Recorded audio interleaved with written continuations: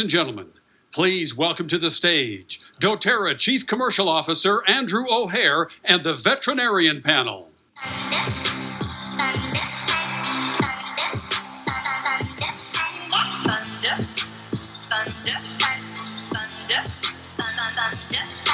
Thunder, feel the thunder, lightning and the thunder.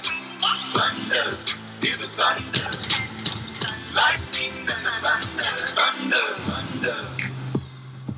Wow. Thunder. How excited are we for this panel? Any pet owners out there? You know, it really is clear that we love our pets. In the US alone, over 2/3 of the population, or about 85 million households, own a pet, and they are truly a part of our families, and that's not to mention the other large animals, as we've seen on the video, that have equal significance to us in our daily lives. Today, we have assembled some of the most renowned veterinarians who are pioneering the use and integration of holistic methods into their practice. And of course, they're using dōTERRA essential oils daily with their patients and own beloved pets. I'm so excited to be able to host this panel. Let's meet them. Dr. Roark. Hey, everybody. Woo! The EO vet. I'm Dr. Jeanette Roark. I'm a veterinarian in Austin, Texas. Where's my Texans? Love y'all. I own Hill Country Mobile Veterinary Service. It's an integrated practice that's mobile. It's a mixed animal practice, so I see a lot of different species of animals, and of course, I'm the essential oil vet on Facebook. I know a lot of y'all follow me. So. I've owned Hill Country Mobile Veterinary Service for about 9 years. I started using dōTERRA only essential oils in my practice in about 2014. So. Fantastic. Dr. Frezzo. Hello, I'm Dr. Mia Frezzo. And I practice in New Jersey. So I own Animal Hospital of Hasbrook Heights, and I'm happy to practice integrative medicine and use essential oils, only dōTERRA oils, every day. Many of you may recognize that I co-authored the book, Spoil Your Pet, a practical guide to using essential oils in dogs and cats. And Jan, Jeremias, and I are very proud of this book, and we are so happy to help each of you to practically use these oils in your daily homes. So I'm pleased to be here. Thank you. Dr. Fisher. Hi, I'm Dr. Janis Fisher. I'm from Dartmouth, Nova Scotia, Canada. Woo! All the Canadians! Canada! Woo! So I work in a practice, Full Circle Veterinary Alternatives. We are a complementary medicine practice, and I use acupuncture, traditional Chinese medicine, rehabilitation, animal chiropractic, and of course, dōTERRA essential oils every day in my practice to help the wellness and overall health of my pets. Nice. Dr. McCaskill. Good morning, everyone. I'm Dr. Larry McCaskill. I have a veterinary acupuncture and integrative medicine practice in Baton Rouge, Louisiana, home of the Fighting LSU Tigers. Let's not get the rivalry going here. We forgive you, Larry. It's okay. Anyway, I've been a veterinarian now for over 37 years. The last 10 years, I've been practicing veterinary acupuncture and integrative medicine. It's been a life-changing event for me. One of the more challenging things I've ever done. It's also been one of the most rewarding things. I am a certified traditional Chinese veterinary medicine practitioner. My 4 modalities of certification are acupuncture, herbal medicine, Chinese herbal medicine, Tui knob, Chinese massage technique, and food therapy. Now all these are tools that I use from my toolbox to help patients when the Western medicines aren't working or they can't take them, or when you have a patient with an organ disease, kidney disease, heart disease, it's great adjuvant therapy. And you have neurological patients that maybe require surgery. For some reason, they are not able to have surgery. It's a wonderful alternative, and it works very well. I call these all tools in my toolkit. Now I have a new tool in my toolkit. Thank you. It is dōTERRA Essential Oils. Thank you. Dr. Yamamoto. Hello, I'm Dr. Jeanette Yamamoto, and I'm really, really excited to be here. I am an Oklahoma State University grad. I've been practicing veterinary, mostly small animal, for the last 16 years. I am currently at a practice in Castaic, California, about 30 miles north of Los Angeles. Golden State Vet Care, and been there about 3 years, but I've had 10 years in the emergency and critical care world where I did mostly Western medicine, and now for the last few years since I've been an advocate, I've been incorporating the oils into my practice on a regular basis, enjoying dōTERRA oils, seeing the wonderful outcomes with my patients. And in addition to practice, I have an in-home euthanasia service as well, providing in-home support for families during that very sad time in their lives, and that's called Peaceful Pet Services, and also incorporating oils there as well to help with my patients as well as my clients. And thank you so much for having me. Oh, thank you. We're so excited to have all of you. So in January, I think many of us had seen the BuzzFeed story that hit the news, and about Ernie the cat, the 16-year-old cat that unfortunately became sickened, whether that was the essential oils or not, but definitely hit the news that diffusing or using oils around our pets that may or may not be safe. And I know that's when I first seen you, Dr. Roark, in your car on your live stream, sort of reassuring the world. Do you want to talk to that moment a little bit? Sure, yeah. That was a real...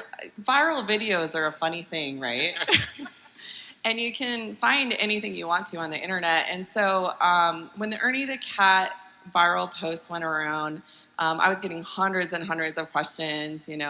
People were, literally freaking out, not wanting to hurt their animals.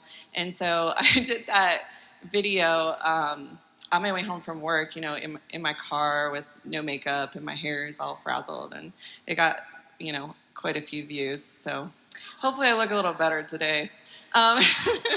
Absolutely. But I just, that was a weird case because the veterinarian gave antibiotics, and it wasn't really, the vet there probably didn't do anything wrong, but they weren't treating for a toxicity type of thing. And there was definitely some questions about the quality of the oil that was being diffused, and that sort of thing, and the quantity of the oil as well, which are certainly things that we need to factor in when we talk about safety with cats in particular. So, just, short answer, is it safe to use essential oils ourselves, diffusing topically around our pets? Absolutely.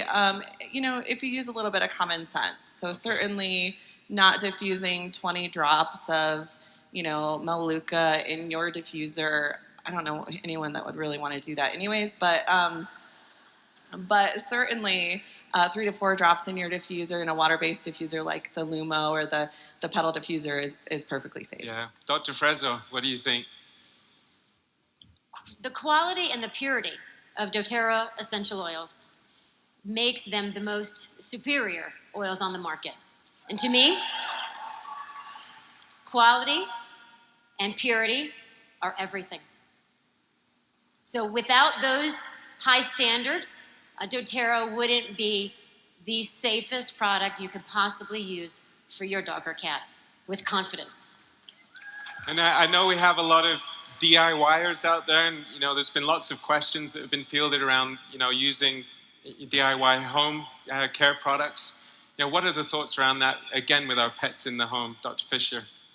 Well, I think that I love using the DIY products, using them as some of the cleaning products around the home. Yeah. I think that that's actually one of the greatest benefits of using essential oils with our pets, because animals don't do well with synthetics. They don't do well with those type of chemicals in their body. And when we're cleaning our homes, they're the ones that are walking along in their bare feet or walking on the counters after we've cleaned the counters. So I've loved the fact that I've switched over everything in my home to on-guard cleaning, and I feel way safer with my pets doing that than any of the other products that we were using before. So when people are concerned about using those DIY products with their pets, I kind of say, no, I think it's the exact opposite. I think it's much safer to be using these essential oil products than a lot of the other chemically laden products on the market. Dr. McCaskill. I totally agree with Janis. Anything that's natural is going to always be better than something that's artificial, or trying to correct term I'm trying to use anyway. Anything natural is always going to be much better than anything that's produced chemically. Nice. Dr. Yamamoto? And I would agree, and I feel the same way, as far as us utilizing it on ourselves, if we put it on ourselves topically, it's going to be very safe if your animal's brushing up against you, if your dog's licking your leg. So, that's across the board, whether it be the cleaning products, anything synthetic or artificial is going to have issues with us. Of course it's going to have issues with our pets, and they are more sensitive. And then going back to, as far as diffusion, same thing, just what Dr. Roark had mentioned, common sense, that's what it is. We need to be maybe a little more sparing with what we're using when we're using it with our animals. Fantastic. And so we've established, I guess it's safe to use the essential oils in our home for our own benefit. I'd like to pivot now to discussing kind of using essential oils with our animals, on our animals. And Dr. Fisher, what are your thoughts on that? I know you've all integrated them into your practice, but I know there's also concerns as well. Absolutely. So I use them every day in my practice. As a rehab vet, I see a lot of patients that are recovering from surgeries. I have a lot of really active sport dogs in my practice. So they are always going out and doing absolutely foolish things. They might be super agile when they're doing their sport, but they could be pretty reckless with what they do with their bodies. So I have people keep little emergency kits for their animals. And one of the things that I have is for little cuts and abrasions. We'll have, I'll get them to dilute lavender and frankincense for those. I like to keep it nice and simple with pets, and those ones work fantastic. They offer that little bit of soothing that you need. They offer that great support for the skin to heal. And with pets, we have to worry when they get itchy. A lot of times if things are healing, things will get really itchy. And for pets, the first thing they immediately start to do is chew or lick at the area, which makes it a lot worse. Yeah. So having the benefit that the essential oils will help provide some soothing to that itchiness can really be very helpful. Nice. What about dilution ratios? That's probably one of our most asked questions, and maybe talk to that, Dr. Roark. Sure. Yeah. When we're talking about topical use with small animals, dogs and cats, we like to be a little bit more conservative. Use them sort of like we would use them for a small child. So a 1 to 3% ratio is really good, which is the equivalent of 3 to 6 drops in 10 milliliters of carrier oil. Okay. And perhaps just continue with yourself a little bit. There are questions kind of on the do use list, which hopefully we'll get to in a moment, but there's maybe some on the do not use. And again, tea tree or melaleucas come up a lot. Maybe just kind of speak to that a little more. Absolutely. This is probably one of the more common questions I get, actually. So tea tree oil is one of those that's an extremely popular essential oil, and we've already spoken to the purity and potency and things like that. So where you get the melaleuca from is a really important thing. So I know all of you here use dōTERRA, so you're like, well, ours is pure, right? But small animals, cats and dogs, do metabolize tea tree oil in particular a little bit differently. So we talked a little bit yesterday about the different pathways in the liver cells, and so animals have a little bit different pathways. And so that being said, it takes them a little bit longer to excrete melaleuca from their system, which means it's a little bit use a little bit of caution with melaleuca, and I usually tell people to just use something else instead, because we have so many amazing oils that have very similar therapeutic benefits that don't carry the risk that Melaleuca has for small animals. Now, I know all of us have probably, on the panel, have probably used Melaleuca in our practices, but these are very specific situations and scenarios. And so I usually tell people in their homes to just use something else. It's a little bit safer. And what would that something else be? Dr. Fisher, do you have ideas? Yeah, I like to use a lot of geranium with pets. I find that that's a lot safer. So if I'm making any sort of blends where normally if I was doing it for my family or for my daughter, I'd use Melaleuca. For my pets, I just switch that over to use geranium. Or arbor vitae can be another one that's really great for a lot of conditions that we see in pets. And I find that that one is a little bit safer too. So it's not that I'd never use Melaleuca. It's just that I think that there's other safer alternatives. So I'll use those first, and if I'm not getting the results, I could always do something different, but I find that most of the time I get great results using those other essential oils, and so those are my go-tos. Oh, fantastic. Well, I think many of you have seen the Facebook post that Emily posted on her page a couple of weeks ago, and we literally had thousands of questions and responses and excitement, quite frankly, for the panel. I'm just going to get to some of those questions now, if that's okay with you. One of the main questions that we had was fleas and ticks and how one might be able to deal with those with essential oils. Dr. Frezzo, do you have any thoughts on that? I do. So fleas and ticks are a major concern for most pet owners. And in New Jersey, we need to protect our pets from fleas and ticks all year round. Several essential oils are safe and effective, and among them are arbor vitae, geranium, lemongrass, cedarwood, and rosemary. dōTERRA has prepared for us a very convenient spray blend called TerraShield, and I go to this oil very commonly. I feel completely safe, and these oils are effective in preventing fleas and ticks in our pets. So practically, how do we apply? When do we apply? You know, what's the kind of the protocol for that? So each essential oil may be metabolized a little bit differently. Yeah. And in using these for fleas and ticks, we may need to reapply periodically so that we maintain our pet's protection. And I find that the easiest way to do that is to either lightly mist the pet and then gently distribute the oils with your hands, particularly on the legs and the underside. Alternatively, if your pet prefers, you can put the oils in the palms of your hands, rub your hands together, and then pet. I always like to keep every pet's experience positive. So you want to apply the oils in a way that your pet is happy and content, so that it's enjoyable and it's a nice bonding experience. Nice. Well, one of the other, I would say, most asked questions is around anxiety. And, you know, they go to the park, they get anxious, 4th of July fireworks, they're anxious, they take time to recover from that. Dr. McCaskill, you sent through a lovely video of how you calm and relax your patients in your practice, and hopefully we're going to be able to tee that up here in a moment. Hopefully we can see it, and maybe you can talk us through the video here, how you go about that. Perfect. If you'll look and see the video... Is this your dog? Is this a patient or your dog? This is my dog. If you'll notice, my hand is now pointing toward the diffuser. We diffuse continuously while we are working. I normally start with lavender, and we'll use Serenity and lavender. If we think we're having a real stressful day, we'll add frankincense to help us out a little bit there. You can see that the dog itself now, my tech, who is also my daughter, who's sitting right over there, is, yay, Megan. Anyway, you can see that she's applying to the pads of the feet, okay?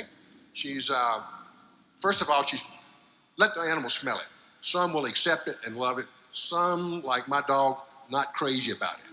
I'll tell you a quick story about using Breathe with the dog in just a second. But anyway, pads of the feet, you got it in your hands.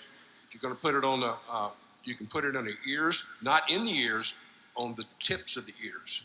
You can put it underneath the flesh of the skin of the abdomen. That works real well. And if you're going to use the coat and just coat the skin, you want to go against the grain of the hair. Quick story. I call it a war story. I snore, my dog snores. I have a diffuser next to my side of the bed. My wife has a diffuser next to her side of the bed.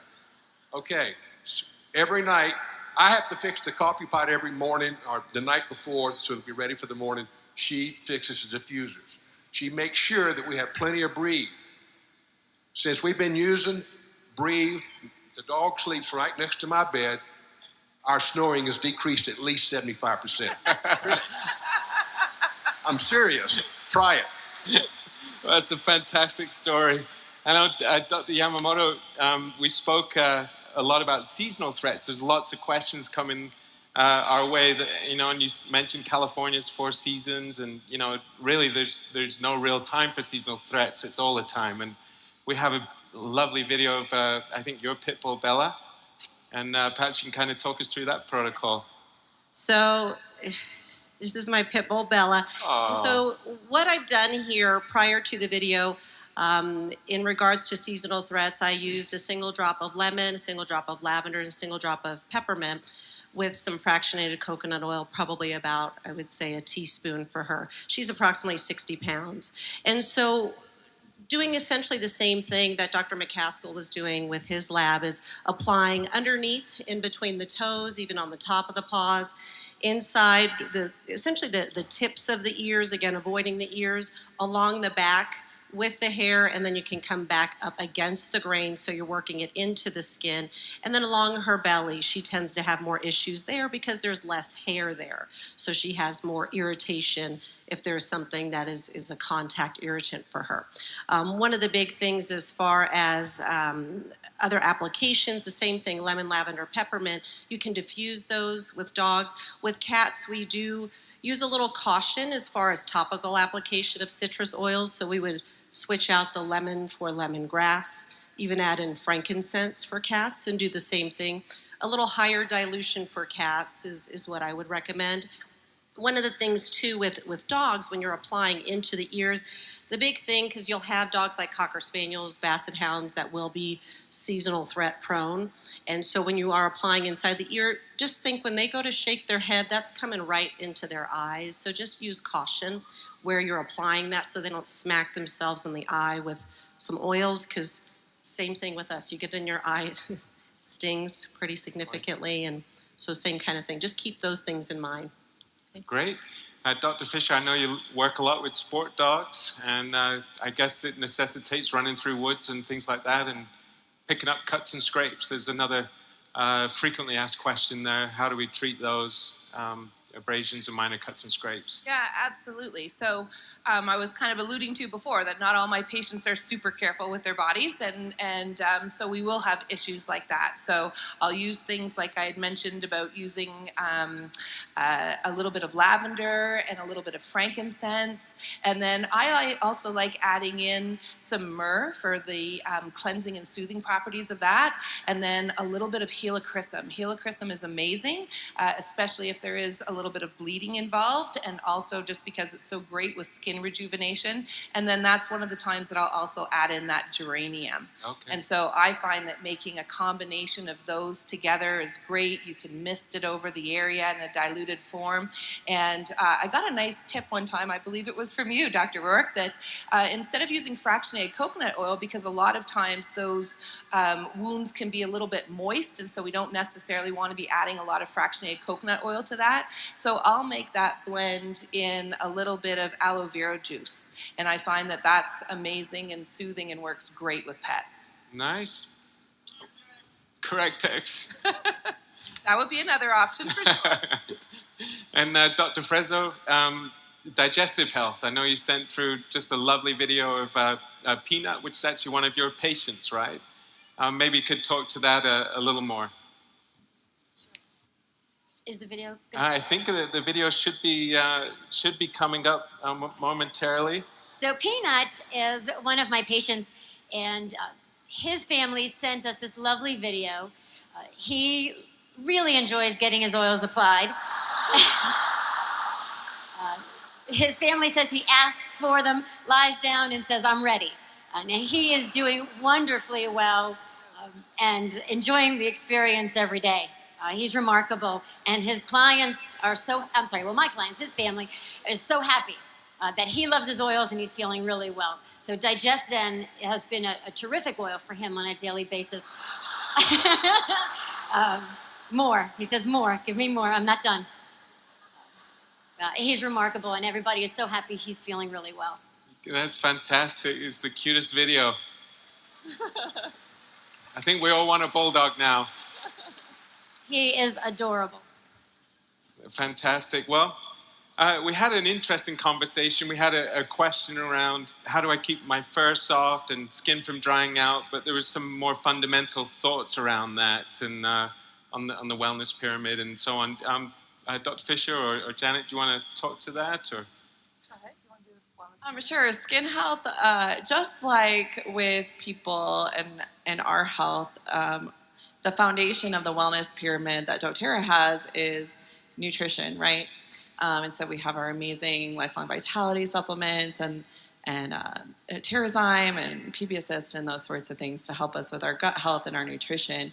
And the same goes with small animals. So gut health and nutrition is really the foundation of overall health, including, in particular, skin health. And so if you have an animal that has particularly dry skin or is really itchy, one of the things you really need to look at is that foundation of nutrition and some very easy ways you can support that, regardless of what you're feeding, is adding omega-3 supplementation as well as digestive enzymes and probiotics.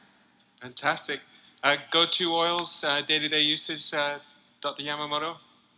I would reiterate that as far as, I think one of the questions with probiotics, every day. I think you want to have them in every day, and high quality food. I think that's a big thing right now. Is there's so much variety out there. As a vet, it's kind of scary how much food is available, and so you want to try and hone it down to high quality. Talk with your vet about it. Make sure there's AAFCO certification, all those kinds of things. So, yeah, making it the base of important. Fantastic. And I know we spoke a lot about dilution ratios, and we actually had many questions coming about large animals, horses, cattle, etc., etc. I know a significant part of your practice is working with horses. And again, we have a video here. We can kind of talk through how you get the horse here. Sure. This is Java. She's an eventing horse. Melissa's in the audience here. It's her horse. And this is Copaiba. So she has some muscle soreness, just general overall. She's licking it off my hands here. And let her smell it. And then we're going to go for topical application along the spine. That's a Flayman's response. That's a very positive response to essential oils with horses. It means she really likes it. She wants to hold the smell. And then we just apply it topically along the spine. I usually do 5 to 6 drops along the spine and then just rub it in very easily. Anyone can do this if you guys have horses. You don't have to be a vet. Thank you. And she loves it. So yeah, I love that dōTERRA has some really amazing supportive blends for large animals. Things like Digestive Zen for overall digestive support. I know that's a really big concern with horses. Aroma Touch is amazing for muscles and joints in our performance horses, as well as Copaiba, frankincense, Breathe for respiratory support. So I know there was maybe some people in the audience that might have been a little disappointed that there wasn't a pet line coming out this year. But we actually already have some really amazing oils that can support our animals. So nice. Dr. McCaskill, any thoughts, closing thoughts, go-to oils for the audience here? It makes sense to have frankincense. Yeah. That's right. It makes sense to have frankincense. It's the number one oil as far as I'm concerned because it covers so many spectrums. For the people that have a little emergency home kits, you can't go wrong with lavender. You can't go wrong with frankincense. You can't go wrong with myrrh. These are things that you can take care of cuts and bruises and scrapes, especially since I'm an outdoor person and my dog is out in the woods a lot. I have the opportunity. I have made myself a little emergency kit for myself and the dog. So if it's good enough for me, it's certainly good enough for my dog. It's a wonderful product, wonderful product. Dr. Fisher, you mentioned there's a 3-week waiting list to get in to see you. Obviously, there's huge demand for vets who use holistic practices. Recommendations for finding a vet in your area? There certainly are some different websites for people that are certified in holistic medicine, like the American Holistic Veterinary Medical Association will have a list of holistic vets, so people could certainly look on there. And then I think that a lot of times just being honest with your veterinarian and talking to them about the fact that you are using essential oils, but explaining to them that you are using a therapeutic grade, 100% pure essential oil, and that you know that it is safe for veterinarians, and asking them to research it a little bit more themselves and to contact people like us. Any of us would be willing to talk to veterinarians. I work with them all the time to try to introduce the essential oils to other vets and just make them more aware.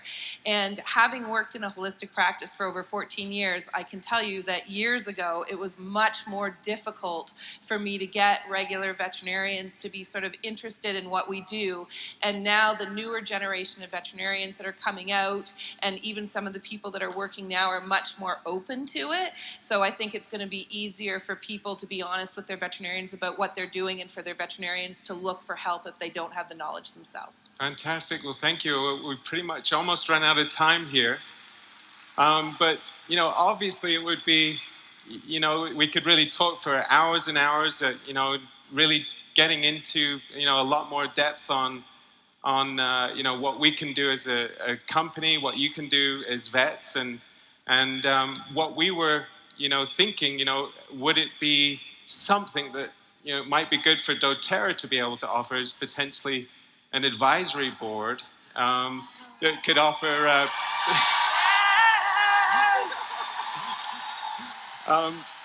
do you think this is a good idea? Where we could meet, maybe a couple of times a year, discuss best practices. You could connect and find ways to connect with everybody and really give some great advice. It sounds like everybody is on board with that, and the executive team is on board.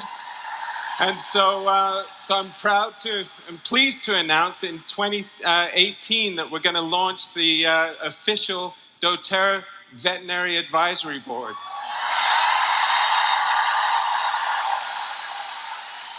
How does everyone feel about that?